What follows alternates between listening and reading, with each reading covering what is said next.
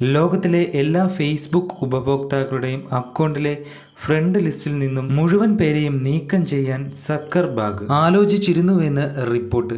2022 Facebook ഉപഭോക്താക്കളുടെ സുഹൃത്തുക്കളെയെല്ലാം തന്നെ നീക്കം ചെയ്യാൻ ഉപഭോക്താക്കളെ ആദ്യം മുതൽ സൗഹൃദ വലയം ആരംഭിക്കാൻ പ്രേരിപ്പിക്കുകയാണെന്ന ആശയം സക്കർബർഗ് മുന്നോട്ട് വച്ചിരുന്നുവെന്ന് ഫോർച്യൂൺ റിപ്പോർട്ടറിലാണ് പറയുന്നത്. ഫേസ്ബുക്ക് വിപണിയിലെ മേധാവിത്വം ദുരുപയോഗം ചെയ്യുന്നു എന്ന കേസിൽ വിചാരണയ്ക്കിടെ പങ്കുവച്ച ചില തെളിവുകളുടെ അടിസ്ഥാനത്തിലാണ് ഈ വിവരം പുറത്തു വന്നിരിക്കുന്നത്. യുവതലമുറയ്ക്ക് കൂടുതൽ താല്പര്യം അവർ കൂടുതൽ ഉപയോഗിക്കുന്നതും ഇൻസ്റ്റഗ്രാമാണ്. ഇൻസ്റ്റയുമായുള്ള മത്സരത്തിൽ ഫേസ്ബുക്കിനെ മുന്നോക്കം കൊണ്ടുവരികയാണ് എന്ന ഉദ്ദേശത്തോടെയാണ് സക്കർബർഗ് ഇത്തരമൊരു ആശയം മുന്നോട്ട് വെച്ചിരിക്കുന്നത്. സമാനമായ സൗഹൃദ വലയത്തെ അടിസ്ഥാനമാക്കിയുള്ള പ്രവർത്തന മാതൃകയിൽ നിന്ന് മാറി ഇൻസ്റ്റഗ്രാമിന് സമാനമായ ഫോളോവർ അധിഷ്ഠിത ശൈലിയിലേക്ക് ഫേസ്ബുക്കിനെ പരിവർത്തനം ചെയ്യാനും സക്കർബർഗ് ആലോചിച്ചിരുന്നു. എന്നാൽ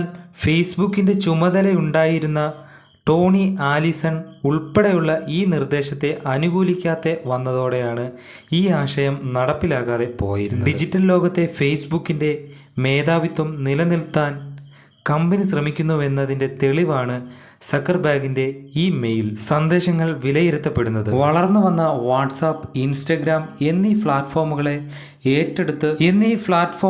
ഏറ്റെടുത്ത് പുത്തൻ ആശയങ്ങളുമായി സ്ഥാപനങ്ങളെ ഏറ്റെടുത്തതുമെല്ലാം എതിരാളികളെ നിശബ്ദരാക്കുന്നതിൻ്റെ ഭാഗമായുള്ള മേധാവിത്വം ദുരുപയോഗമായി കണക്കാക്കിയാണ് US ഫെഡറൽ ട്രേഡ് കമ്മീഷനെതിരെ രംഗത്ത് വന്നത്.